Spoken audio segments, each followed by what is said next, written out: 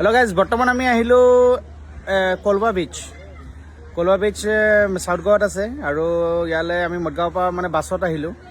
বাকীখিনি নাহিলে, অকল মই য়াছমিনৰ বেটিহে আহিছোঁ। বাকীখিনি মানে মাৰ্কেটিং কৰিছে। আজি লাষ্ট ডে যিহেতু আমাৰ ইয়াত সিহঁতি কিবা কিবি বজাৰ কৰিছে আৰু আমাৰ আকৌ বজাৰ কৰিবলগীয়া মানে মই ইমান এটা খাছ ভাল নাপাওঁ, মানে বজাৰ দৰকাৰ হ'লে কৰোঁ আৰু অলৰেডি ইয়ালৈ অহাৰ আগত বহুত বজাৰ কৰা হ'ল। তো সেইকাৰণে আমি ওচৰতে যিখন বিচ, নিয়েৰেষ্ট বিচ, ডেট ইজ দ্য কলৱা বিচ। ইট ইজ ভেৰি পপুলাৰ বিচ, বহুত পপুলাৰ হয় বিচখন, ইয়াত মানে বহুত আহে টুৰিষ্ট। তো আমি ইয়ালৈ গুচি আহিলোঁ, বাছত আহিলোঁ। 30 টকাকৈ ল'লে এজনৰ ভাড়া। আকৌ বাছ আছে 4টা বজাত, 10 মিনিটৰ মূৰে মূৰে বাছ গৈ থাকে। আৰু আহিয়ে মানে এনেকুৱা জেগাডোখৰ আছে। আৰু মেইন ইম্পৰ্টেণ্টলি কথা এটা হ'ল যে বেটিয়ে ইয়াত বহুত ধুনীয়া বস্তু এটা পাই গ'ল আহি। That is this children park.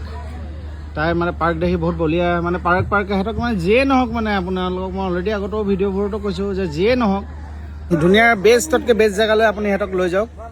পাহাৰ লৈ যাওক, বিচ লৈ যাওক, য'তে লৈ নাযাওক, সিহঁতে লাষ্টত গৈ পেলাই এটাই কথা ক'ব যে পাৰ্কলৈ যাম। তো মানে পাৰ্ক এট লাষ্ট আহি পাই গ'ল।